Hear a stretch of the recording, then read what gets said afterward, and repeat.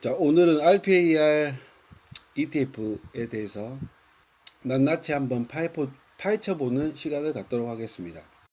구글에서 RPAR을 치고 메인 홈페이지 rparetf.com으로 들어오면은 메인 페이지에 세금의 효율적이고 유동적인 ETF 구조로 그러니까 거래가 잘 되고 세금에 대한 절세 효과가 있다는 부분이죠. 그래서 이 리스크 패러티 ETF에 들어와라, 투자해라 이런 말이고, 이 펀드는 주식, 원자재, 국채, TIP, S, 팁스 등 네 가지 자산군, 그러니까 가장 대표적인 자산군 네 가지. 올웨더는 이 팁스 ETF가 없었습니다. 팁스가 아니라 중단기채, 장기채, 이걸 국채를 다양하게 나눠서 분산 투자를 했었죠.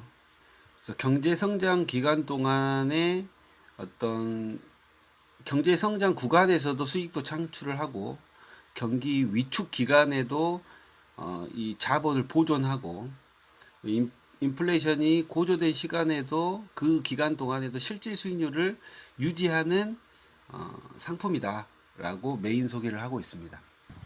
자, 메인 홈페이지 우측에 PDF 파일로 분기 리뷰, 쿼터리 리뷰스, 여기를 클릭해 가지고 다운로드를 받습니다. 그러면 2021년 2분기 다운로드 PDF 파일, 요거를 클릭을 하면, 자, RPAR은 매우 그런 다른 경제 환경에서 수익을 잘 낼 수 있도록, 그러니까 각기 다른 자산군, 네 가지 자산군에 투자를 한다. 첫 번째는 이제 글로벌 주식이고, 이거는 이제 경제 상황이 좋은 상태에서 인플레이션이 과하지 않는 상태가 굉장히 좋은 상태예요. 그때 글로벌 주식은 올라간다. 그리고 이제 원자재 부분, 강력한 이제 인플레이션 상승기 때, 그러면서도 경제가 좋은 상황들, 이때 이제 원자재 투자가 가장 좋은데, 이 RPAR은 원자재에 직접 투자하는 것이 아니라 원자재를 생산하는 기업의 주식에 투자를 하는 겁니다. 그래서 최대한 리스크를 적게 하면서 원자재에 관한 이익이 늘어나는 기업들을 찾아가지고 분산 투자를 하고 있는 거죠.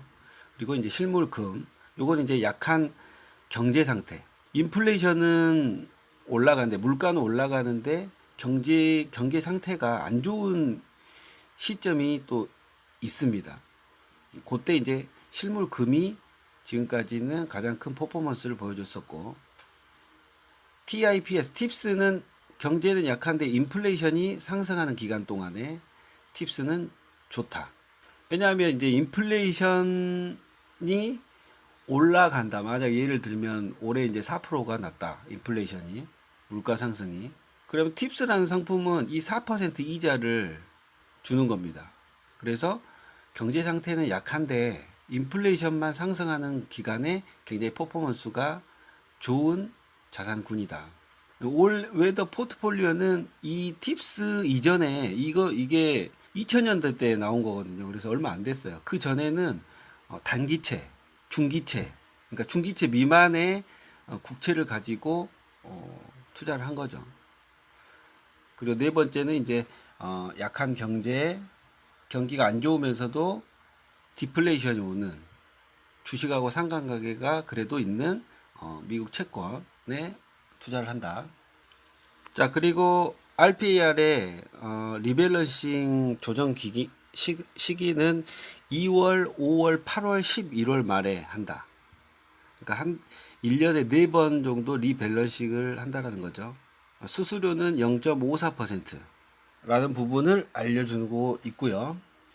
자, 그 다음 내용이 이제 이번 분기를 커멘터리를 하는 겁니다. 미국 경제 재개로 글로벌 성장이 굉장히 견조하다.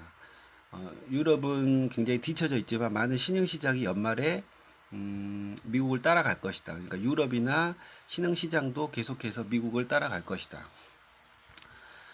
미국 인구의 55%가 최소 1회 백신 접종을 받았고, 뭐 캐나다나 유럽 같은 경우에는 미국보다 더 앞서 있다. 그러나 신흥시장은 뒤처지고 있다. 델타 변종 출현으로 그런 백신 배포가 힘들다는 거죠. 그래서 그런 리스크를 보고 있는 거고, 그리고 미국의 의회는 계속해서 인프라 계획, 그리고 굉장히 1조 8천억 달러 이상의 미국의 주요 패키지 협상, 그러니까 재정을 푼다는 거죠. 계속해서 민주당원들에 의해서 독점적으로 통과가 될 것이다. 민주당이 의회 통제권을 잃으면 추가적인 부양책은 없을 것이다. 그리고 더 높은 세금에 대한 전망은 경기 부양책이 줄어들면서 성장의 여풍이 될 것이다. 지금 2분기 리뷰를 하고 있는데 지금 3분기 같은 경우도 이게 미국의 이제 인프라 계획이라든지 이런 경기 부양책을 쏟아내면은 앞으로도 경기 성장은 좋을 것이다라고 판단은 하고 있지만, 의회에서 이 통제력을 잃으면은, 그러니까 통과가 안 되면은 지지부진하면서, 그리고 그동안 정책적으로 쏟아냈던 이런 자금들이 어떻게 됐든 어떤 뭐 세금이 걷어져야만이 또 안정이 되는 거기 때문에, 그리고 기업에 대한 성장이 역풍이 될 것이다라고 판단을 하고 있습니다. 그래서 6월에 미국 CPI 지수 0.54% 상승, 그러니까 인플레가 굉장히 높아지고 있고 앞으로도 우려를 하고 있죠. 그리고 이런 경제 재개가 급작스럽게 진행이 되면서 셧다운도 급작스러웠지만 이제 이런 재개도 급작스러운 거였죠. 그래서 공급망 혼란이 혼란을 악화시켰고, 석유 같은 경우는 소비가 굉장히 증가하고 있지 않습니까? 그리고 신규 및 기존 주택 가격이 각각 전년 대비 상승하고 있다.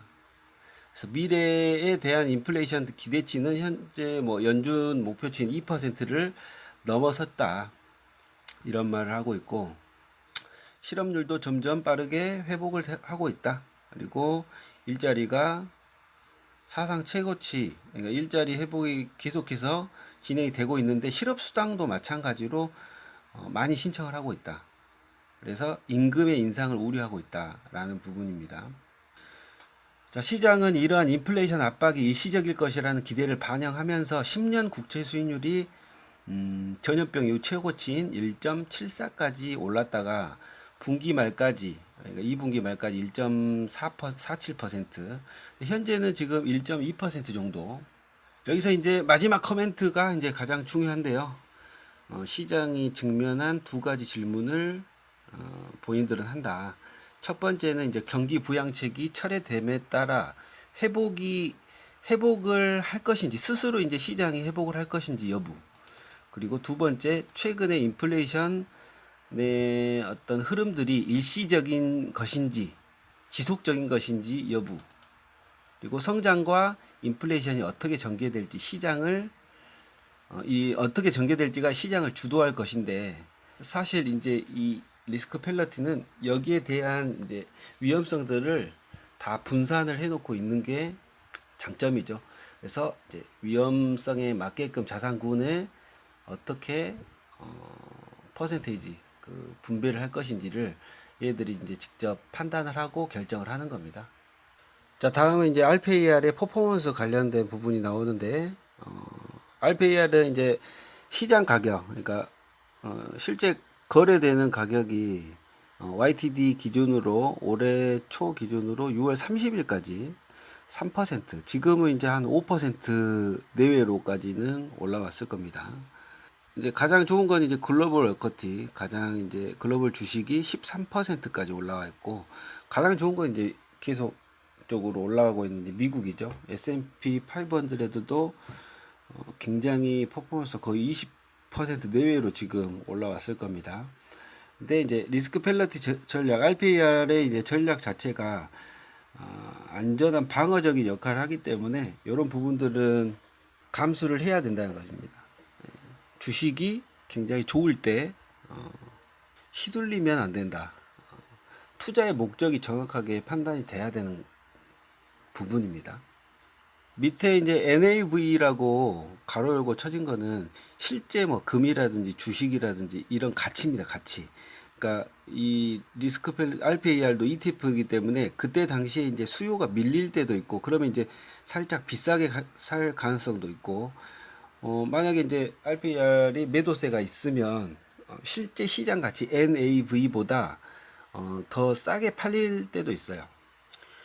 그러니까 뭐 6월 달 이전에 올해 이제 1월 달부터 6월 달까지는 아무래도 주식이 굉장히 강세였기 때문에 이 리스크 펠러티 RPAR의 흐름 자체가 안 좋아서 많이 매도세가 있었던 것으로 판단이 되고 그래서 실제 시장 가치에 비해서 많이 떨어진 가격 그러니까 0.2% 정도 2%에서 3% 사이 이 계리율이 존재하는 겁니다. 그래서 분할 매수 하라고 제가 말씀을 드렸었죠. 저도 이제 뭐 그렇게 하고 있고. 자, 자산군별로 어떻게 배분을 하고 있고 그게 이제 퍼포먼스가 수익률이 각각 어땠었나 하는 부분을 말해주는 표입니다. RPAR 같은 경우는 이제 120% 가까이 119.9%라고 나와 있죠. 요건 이제 레버리지를 채권 선물을 투자를 함으로써 비율을 좀 조정을 해요. 그러니까 이게 이제 레이 달리오가 말했었던 개인이 운용하기 힘들다. 왜냐하면 레버리지도 그 레버리지도 포함이 돼서 운영이 된다. 그런 말을 인터뷰에서 했죠. 그 부분입니다. 글로벌 에코티는 25% 현재 현재가 아니라 6월 30일 기준이니까 이 비율이 6월 말이니까 7, 8, 9, 9월 30일까지 이 비율이 이제 가고 거기 등락에 따라서 이제 또 달라지는 거죠. 현재는 이제 글로벌 주식이 25%, 커머더티 프로듀서스 여기 이제 원자재 생산 기업들 주식에 이제 투자를 한다고 했죠. 14.9%. 그러니까 실제적으로 주식을 갖고 있는 포지션이 39, 거의 40% 정도 되는 거죠. 그리고 이제 실물금 9.2%, 금이 지금 9% 정도로 생각보다 적습니다. 그리고 채권이 35.1%, 그리고 팁스, 물가 연동체가 35%, 물가 연동체 35.8%나 갖고 있는 거예요. 그래서 인플레를 앞으로 보고 있다. 그리고 경기도 강하게 예측하고 있다. 그런데 어떻게 될지 모르니까 채권하고 금을 또 같이 가져간다. 이렇게 이제 쉽게 이해를 하면 되는 거죠. 자, 그리고 이제 한 달 기준으로는 금값이 마이너스 거의 7% 가까이 떨어졌었고, 가장 좋은 자산이 팁스였네요. 네, 물가 연동체. 그리고 분기별로 봤었을 때는 리스크 펠러티가, 한 세 달 정도 7.8%. 분기에서 가장 좋았던 거는 뭐, 지금 원자재 생산 기업이 한 7% 넘게 올라줬었고, YTD 기준으로 봤을 때 지금 현재 가장 좋은 거는 원자재 생산 기업이 23%, 그리고 금, 채권, 그 다음에 팁스는 전체적으로 떨어졌다. 그래서 현재까지 이제 수익률이 YTD 기준으로 3.07% 정도 된다. 자, 그 다음에는 이 자산군들이 RPAR 수익률에 미치는 그 영향, 얼마나 기여했냐. 달 기준으로 봤을 때는 금이 마이너스가 났고, 그 다음에 팁스가 가장 기여를 많이 했고, 3개월 분기별로 딱 봤을 때는 거의 기여도가 비슷비슷하고, YTD 기준으로 보면은 뭐 채권류들이 물가 연동체까지, 그 다음에 금 요런 애들이 마이너스가 났었고, 원자재 생산 기업, 그 다음에 글로벌 주식 애들이 YTD 기준으로 기여를 많이 했고, 1년으로 보면은 16.86%의 수익률을 냈는데, 1년 기준으로 거기서 이제 주식하고 원자재 생산 기업들이 많이 기여를 했다라는 부분입니다. 그런데 이제 since inception attribution, 이 기여도를 19년 12월 12일부터 얘들이 이제 출범 이후부터 하면은 다 플러스지 않습니까? 기여가. 그래서 이 RPA를 들고 가는 거다. 장기적으로. 제가 항상 8% 수익률을 이제 말을 하는데 조금만 버티면은 뭐 19년이니까 21년 거의 한 2년 반 정도 2년 반 정도 왔습니까? 20년, 21년 2년이 채 안 됐죠. 지속적으로 이제 투자를 장기적으로 끌고 가면 이 자산군에 대한 꾸준하게 이제 우상향하는 성격들이 다 있기 때문에 서로를 보완해 준다. 그러니까 변동성 자체, 그 위험성 자체를 리스크에 대비해 가지고 짜놓기 때문에 굉장히 우수한 포트폴리오이면서도 검증이 다 됐다라는 부분. 그리고 어느 한 자산이 1년간 안 좋았을 때, 뭐, 최근에 이제 1년간만 보면은 채권이 굉장히 안 좋은 퍼포먼스를, 마이너스 3% 정도 했지만 주식이나 이 원자재에서, 원자재 생산 기업에서 많은 성과를 내면서 견조한 성과를 내주고 있다라는 부분입니다. 자, 자산 배분의 비율 다시 한번 말을 해주고 있는데 글로벌 주식이 25%, 현재 원자재 생산 기업의 14.9%, 실물 금의 9.2%, 채권의 35.1%, 팁스 35.8%. 향후 장기간으로 봤을 때 타겟 얼로케이션이 어떻게 되냐? 마찬가지로 20% 레버리지를 하면서 20%, 120%를 운용을 할 것이다. 글로벌 주식은 25% 가져가고 원자재 15%, 그다음에 금 10%. 금이 최근에 이제 많이 떨어졌기 때문에 10%를 들고 갈 것이다. 요거는 이제 향후에 꾸준하게 이제 기본적인 그 포트폴리오의 기준이 된다라고 보면 되고, 그다음에 채권 35%, 그다음에 팁스가 35%. 앞으로의 이제 그 채권 자체가 금리가 올라가게 되면 우려를 많이 하기 때문에 이런 단기 채권, 그러니까 물가 연동체를 굉장히 많이 가지고 간다라는 부분을 설명을 해드릴 수가 있고, 뭐 우측 같은 경우는 이렇게 이제 표로 나타내면 이런 식으로 현재 6월 30일 기준으로 지금 같은 경우 이제 8월 22일이기 때문에 현재는 글로벌 주식은 좀 더 올라 있을 거고 금은 더 빠지고 채권은 지금 뭐 거의 비등비등하게 왔을 거고 커머디티 프로듀서 이런 애들이 조금 떨어졌을 거예요. 인플레이션 훅 치고 나간 다음에 후반기 때는 좀 떨어졌을 것이다. 퍼포먼스가. 자, 이것은 이제 자산군의 이제 5가지, 총 크게는 이제 4가지인데, 어차피 이제 5개 자산군에서 지금까지 이제 퍼포먼스 수익률, 그리고 지금까지의 변동성, 그리고 상관관계를 말하는 거예요. 그래서 글로벌 주식은 MSCI 월드 인덱스를 따라간다. 얘네들은.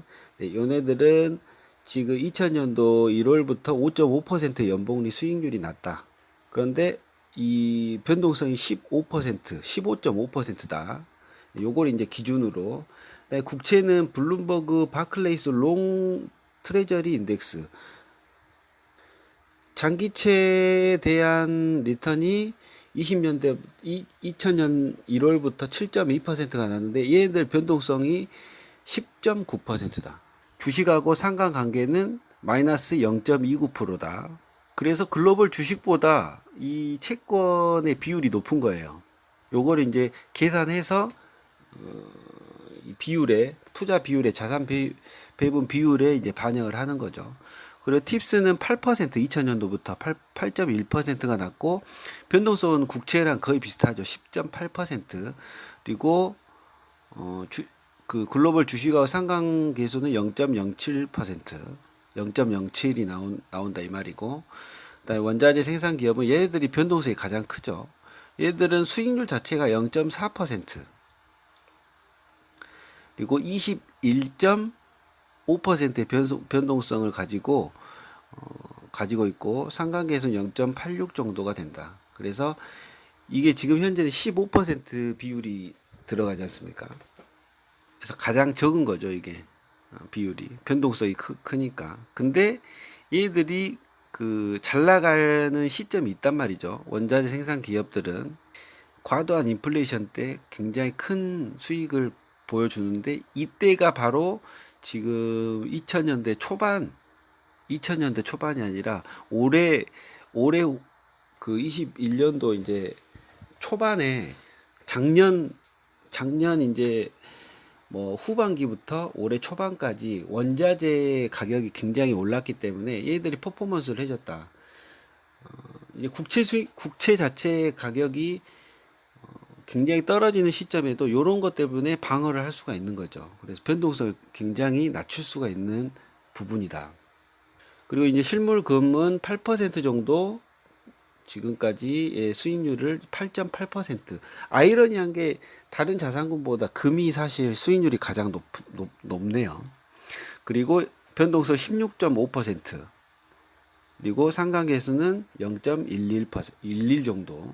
그래서 금을 지금 현재는 실물금이 9.2%로 가장 이제 낮게 돼 있고 10% 정도를 가지고 간다. 얘는 수익률도 좋은데 변동성이 높은데도 불구하고 이제 비율이 낮은 것은 이 금이 강한 시점이 그렇게 많지 않기 때문에 그렇습니다. 그런데 안 가져가면 금이 강한 시점의 변동성이 굉장히 크기 때문에 요거를 금을 가져갈 수밖에 없는 거다.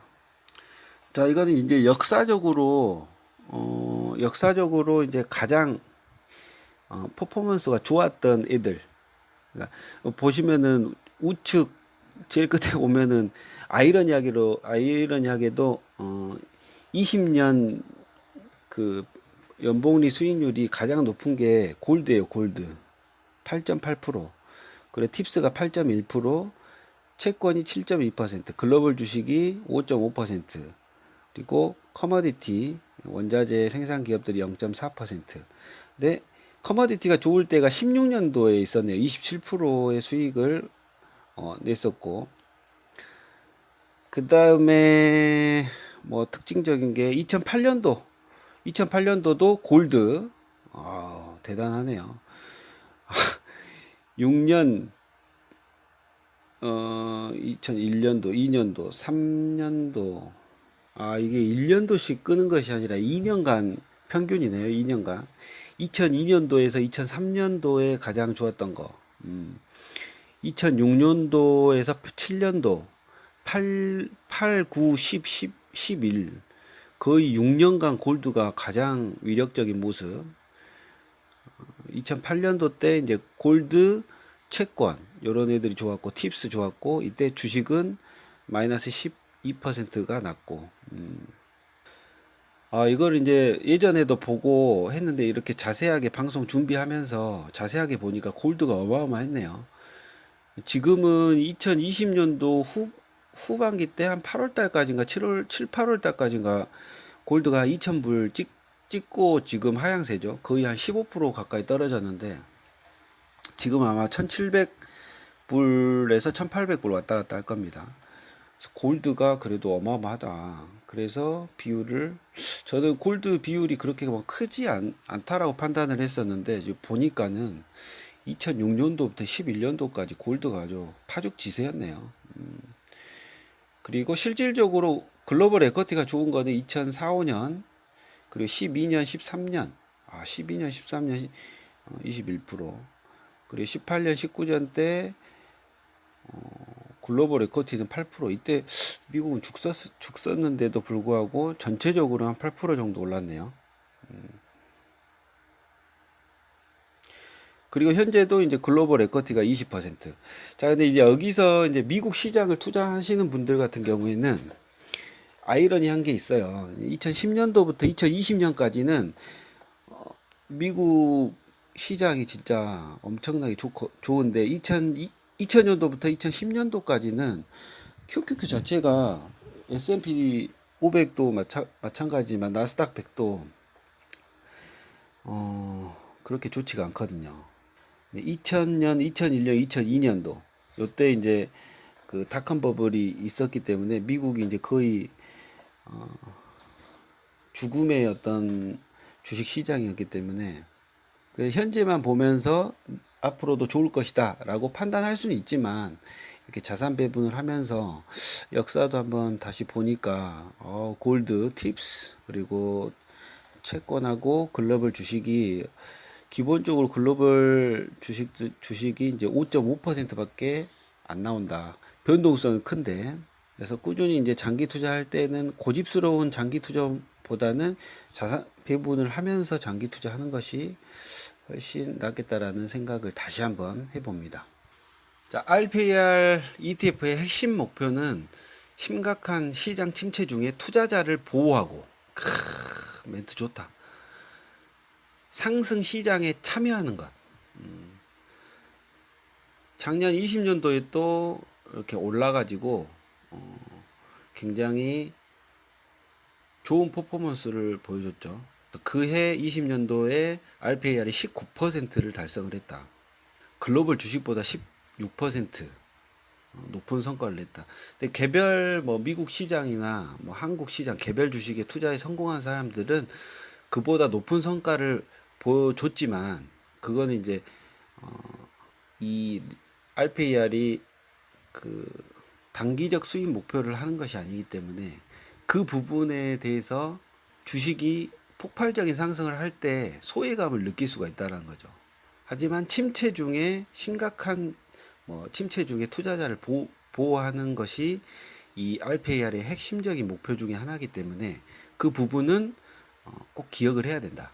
그래서 주식이 굉장히 좋은 퍼포먼스를 보일 때 작년에 뭐 테슬라, 엔비디아, 뭐 애플, 아마존 이런 애들이 뭐 하늘 높은 줄 모르고 올라갔지 않습니까? 거기에 이제 저도 동반을 하면서 마켓 타이밍을 어떻게 보면은 맞추려고 했었는데 실패를 했었죠. 그만큼 개인 투자자는 힘들다. 그래서 RPAR에 올라타면서 지속적인 복리 수익률을 거두는 것이 좋다라는 부분입니다.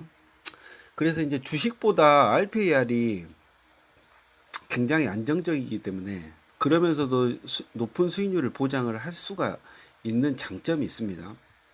그렇다면 내가 끌 수 있는 레버리지를 끌어가지고 여기 안정적인 RPAR에 투자를 하면, 사실 작년도에 RPAR만 기준으로 봤었을 때 19.39% 수익이 났거든요.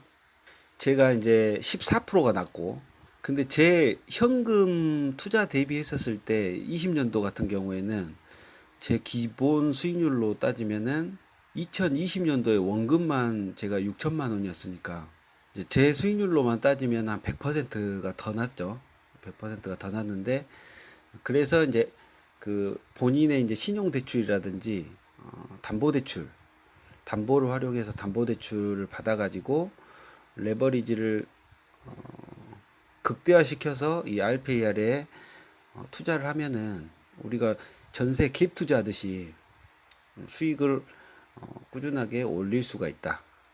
굉장히 이제 요거는 이제 수익률을 극대화시킬 수 있는 방법 중에 하나인데, 이제 그것을 이제 활용하실 분들은 활용을 하고, 아닌 부분들은 이제 저축을 많이 해가지고 그 저축한 것을 투자를 하되 안정적인 이 RPAR을 투자하는 것이 굉장히 좋은 방법 중에 하나다. 돈 버는 방법 중에 수만 가지의 방법들이 있지만 그 중에 가장 검증되고 굉장히 효과적인 위험을 회피하는 투자 방법 중에 하나다라는 부분입니다.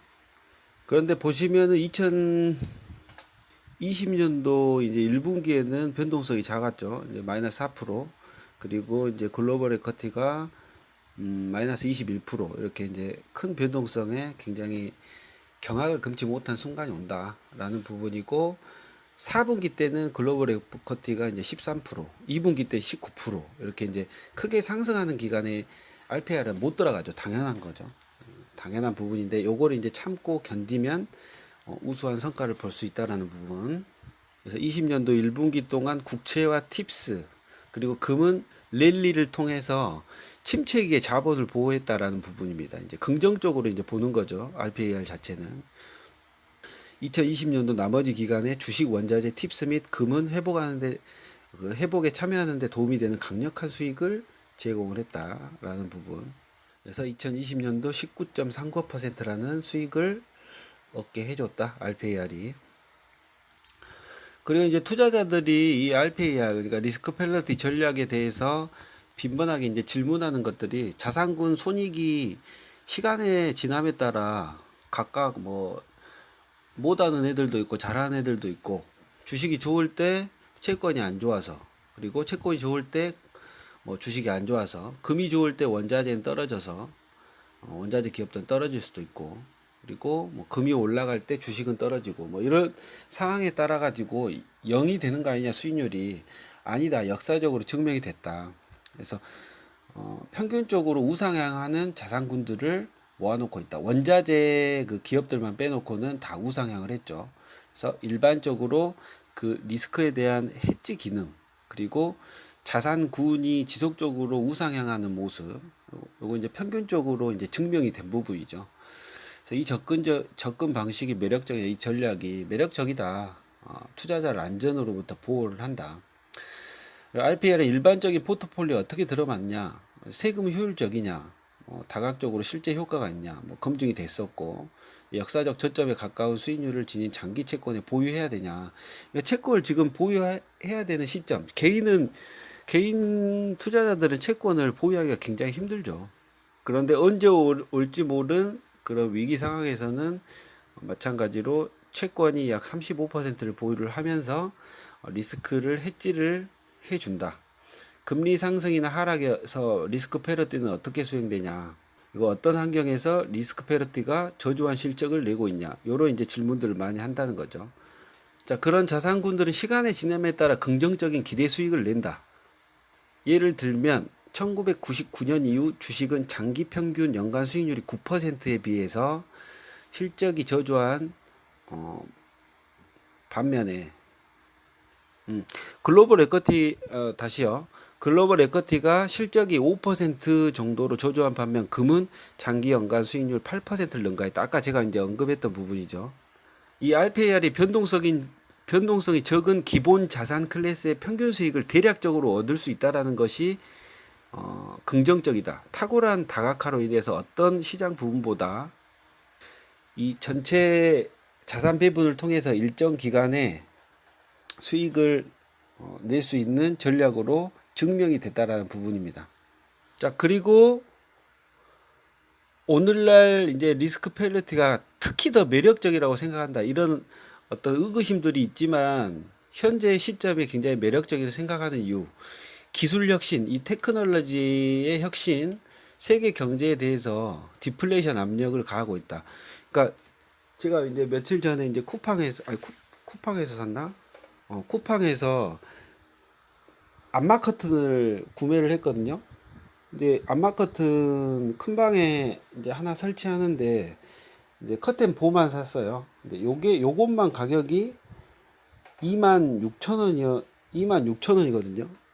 근데 뭐 커튼 치려면 커튼집에서 하고 뭐 하고 하면은 최소한 2, 30만 원 정도는 들었을 텐데, 이렇게 이제 그 물가 자체가 예전보다 더 싸게 상품을 구매할 수 있는 부분이 있다는 거예요.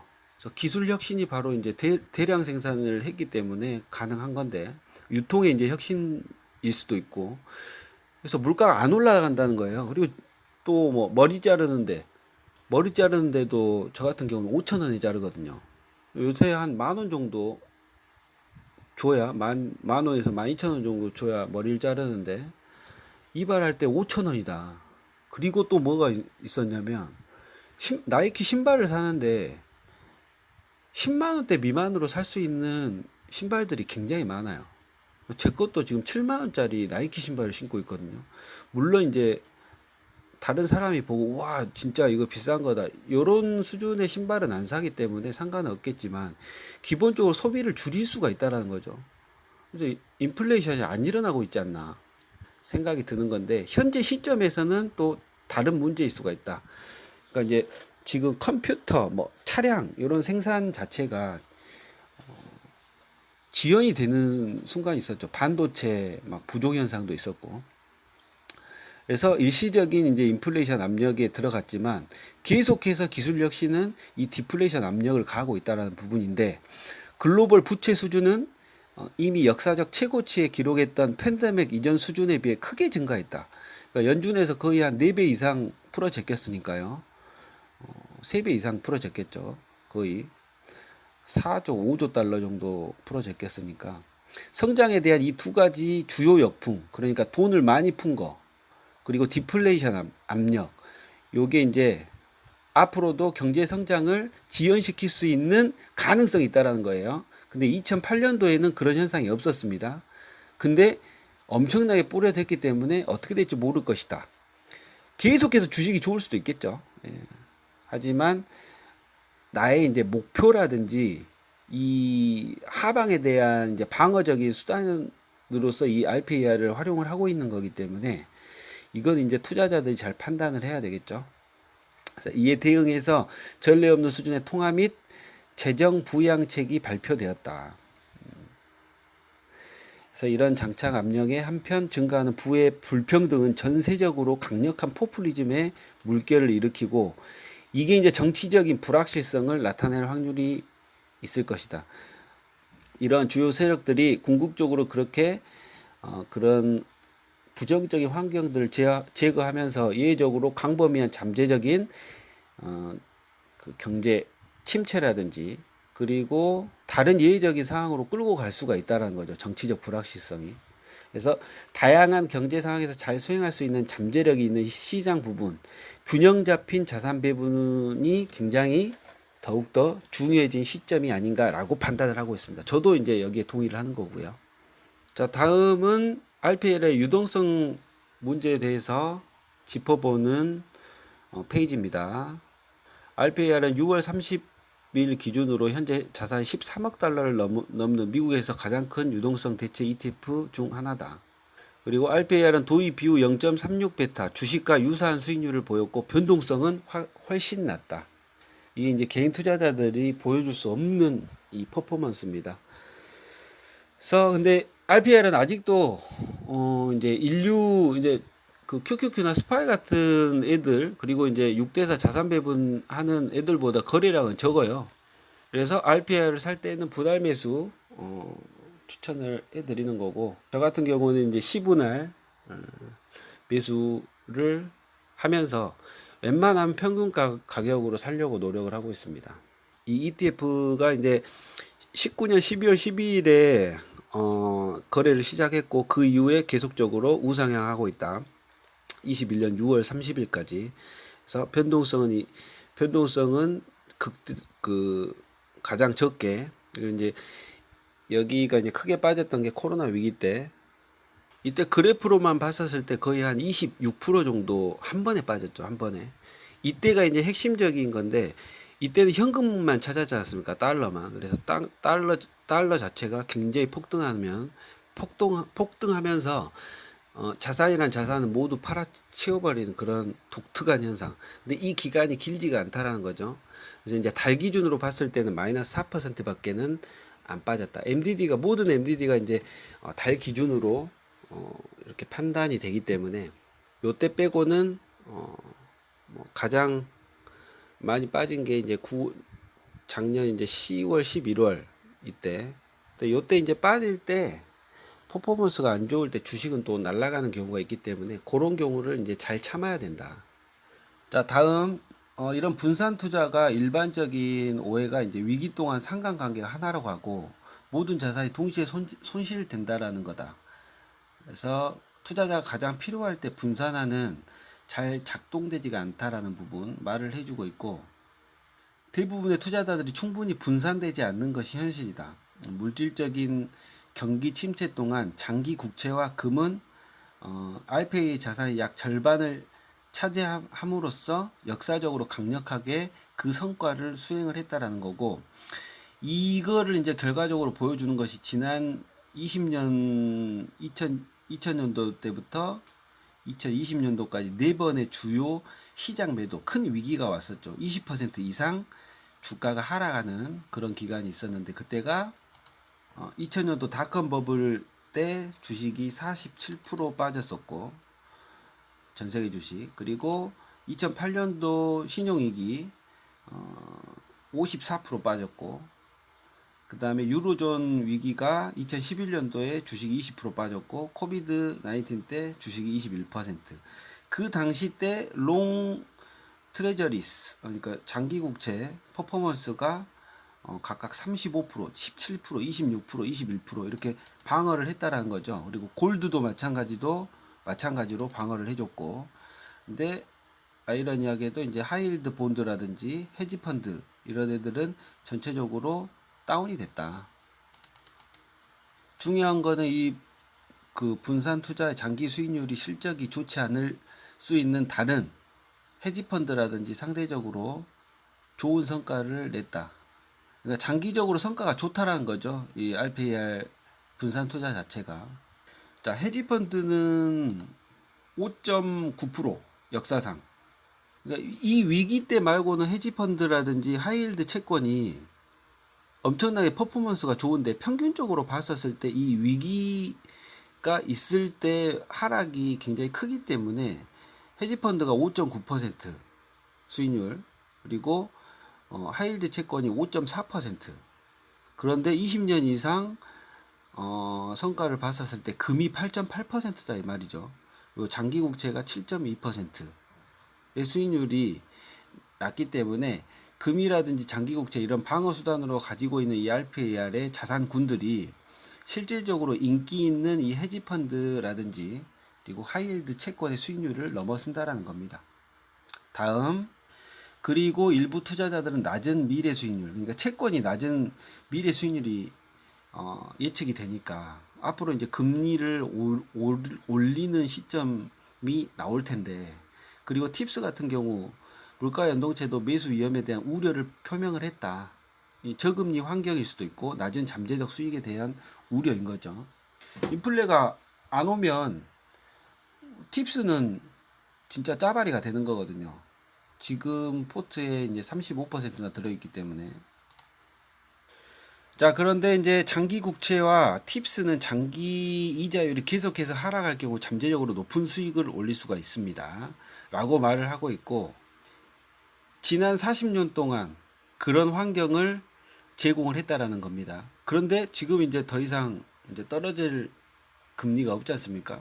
근데 차후에 금리가 오르는 시장에서는 주식도 안 좋아질 거고 채권도 안 좋아질 겁니다. 그런데 일시적이게도 금리가 올라가는 상황에서는 경기가 좋다라는 건 반증하는 거지 않습니까?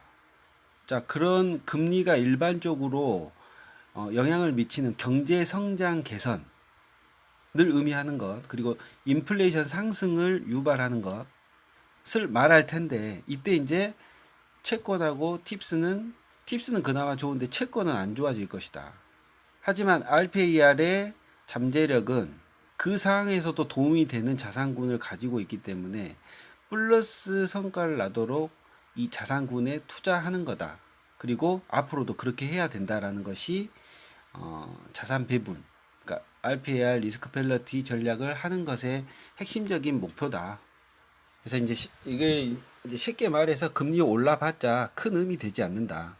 국채에서 손실이 나면 그 다음에는 좋은 자산군에서 강한 것을 역사적으로 우리가 봐왔기 때문에, 그리고 금리를 올라가면 발작이 일어나기 때문에 실질적으로 이 채권은 급격하게 또 움직이지 않을 것이다 라는 것이 제 개인적인 생각입니다. 왜냐하면 국채 수익률이 10년물 국채 수익률이 1.7까지 거의 2% 가까이, 올해 뭐 2% 간다 그 말을 했지 않습니까? 아직 뭐 올해가 끝나진 않았지만 1.7%까지 올라가다가도 지금 다시 또 폭락을 해가지고 수익률 자체가 1.2까지 내려왔어요.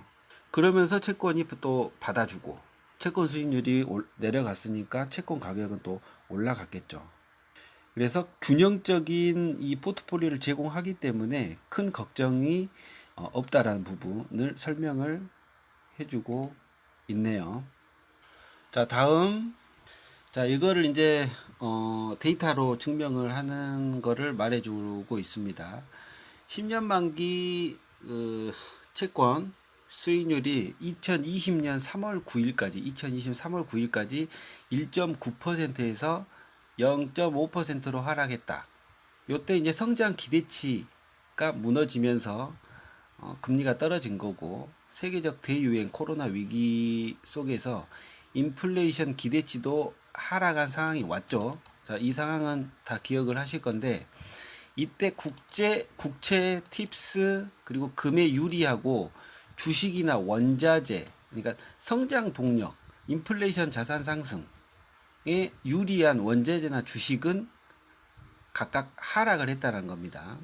그래서 국채와 금은 각각 12%, 14%, 팁스는 16%나 상승을 했고, 주식은 14% 하락했고, 원자재는 28%나 폭락을 했다. 자, 그리고 20년 3월 9일부터 21년 6월 30일까지 1년간 0.5%에서 0.15%에서 0.15%로 증가를 했죠. 이 채권 금리가. 통화 정책, 재정 정책이 자극을 했고, 긍정적인 백신 뉴스와 인플레이션 기대치도 높아졌습니다. 이건 지금 현재 우리가 겪고 있는 상황이죠. 이때 이제 커머디티는 82%나 폭등했고, 주식도 57%나 폭등했습니다.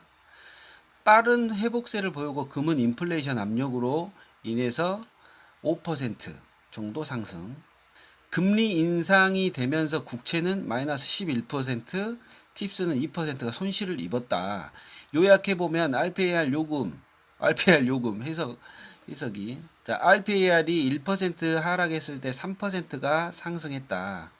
그러니까 RPAR 자체가 이제 금리가 1% 이상 하락했을 때에도 3% 이상의 상승을 기록을 했고, RPAR 그 금리가 1% 이상 상승했었을 때에는 19%가 상승을 했다는 겁니다. 자, 그거를 이제 보여주는 표가 이건데, 폴링 레이트 인바이러먼트, 그러니까 금리가 개폭락했었을 때 RPAR은 3%, 근데 금리가 올라가는 시점에 19.37%. 역사적으로 글로벌 주식이나 그 커머디티를 가지고 있기 때문에 큰 걱정할 거 없다라는 부분을 보여주고 있고, 그러니까 이 상황에서, 코로나 상황에서 2019년 12월 12일부터 3월 20년 3월 9일까지, 그러니까 금리가 폭락하는 시점에 글로벌 주식은 여기 보시면은 14% 가까이 떨어졌고, 원자재는 28% 정도 떨어졌고, 이때 금하고 채권 팁스가 올라가는 모습으로 이 하락장을 방어를 했다라는 부분이고, 금리가 다시 올라가는 시점 6월 30일까지 진짜 엄청나게 많이 올라갔거든요. 그때 당시에 이제 채권하고 팁스의 수익률은 마이너스 10%, 마이너스 1%. 그런데 이때 커머더티랑 주식이 엄청나게 상승해 줌으로써 균형을 일궈냈는데, 결과적으로 19% 상승을 이뤄내 줬다라는 부분입니다. 앞으로도 금리가 오르든 내려가든 상관없이 하방은 방어를 하고, 상방은 그래도 주식의 수익을 따라갈 수 있을 만큼의 퍼포먼스를, 연복리 8% 제가 기대를 하고 있는 부분이죠. 자, 다음. 자, RPAR은 다양한 자산군의 균형 잡힌 자산 배분을 해놨기 때문에 각 자산군들의 현금보다 우수한 성과를 낼 것이다. 그리고 장기적으로 그렇게 해왔다. 따라서 현금이 모든 자산군을 능가하는 짧은 기간 동안에 RPAR은 분리할 수가 있다. 현금보다 나은 상승을 하는 것이 이 RPAR이라는 거죠. 역사적으로 현금이 일시적으로 위험자산을 능가했던 두 가지 유형 환경이 있었다. 1994년하고 2018년도가 있었습니다. 그때 이제 일시적으로 리스크 감소에 대한 폭넓은 선호도 하락 및 투자자들은 안전한 현금을 추구하는 시점이 있었다. 2020년 3월도 그랬었고요. 그래서 위험한 자산은 장기적으로 현금을 능가해야 하기 때문에 이런 상승이 나타난 거죠. 주식이 위험한 자산이지 않습니까? 그래서 장기적으로 현금을 능가해야만 사람들이 주식에 투자하는 거죠. 그래서 이런 유형의 환경은 역사적으로 드물고, 무조건 현금만 찾을 때 2008년 9월, 10월, 2020년 3월 이런 상황이 현금만 찾을 때가 94년하고 2018년도였고 리스크 감소에 대한 폭넓은 그 투자자들의 안전한 현금을 추구했던 시기가 2020년 3월이고 2008년 9월 10월이었다. 2008년도는 금융위기 때. 그래서 역사적으로 이러한 상황이 굉장히 드물고 짧다. 상대적인 관점에서 주식이 가장 실적이 좋은 자산군일 때 주식보다 성과가 낮다. 요거 이제 조심해야 되죠. 상대적인 관점에서. 장기적으로 분산된 포트폴리오는 결국에는 이 그 변동성은 크지만 좋은 자산군이 주식인 건 확실합니다.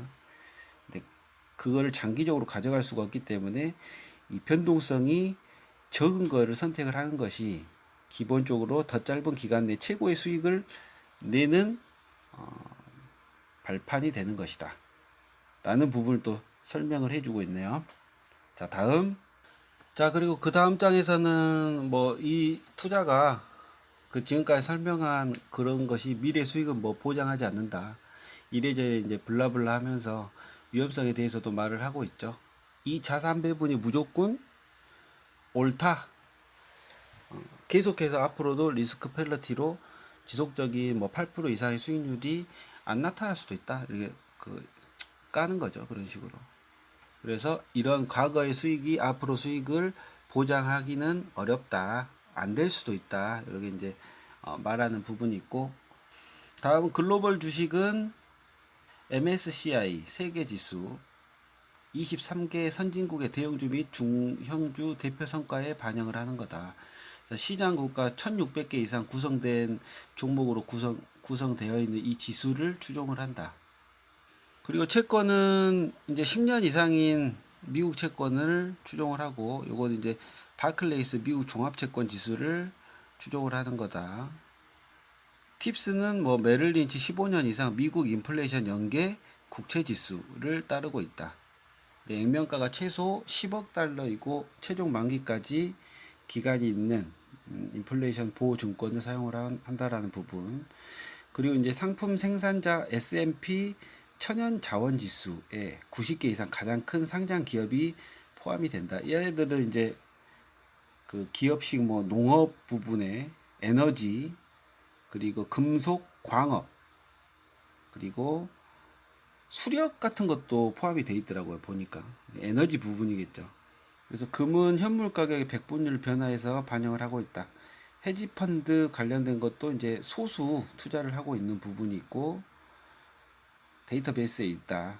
헤지펀드 관련된 거, 그리고 고수익 채권, 정크펀드 관련된 부분도 추정을 하고 있다. 미세하게나마. 자, 여기까지 RPA에 대해서 알아봤습니다. 긴 여정 함께 해주신 여러분 감사드리고 좋아요, 구독 부탁드리겠습니다.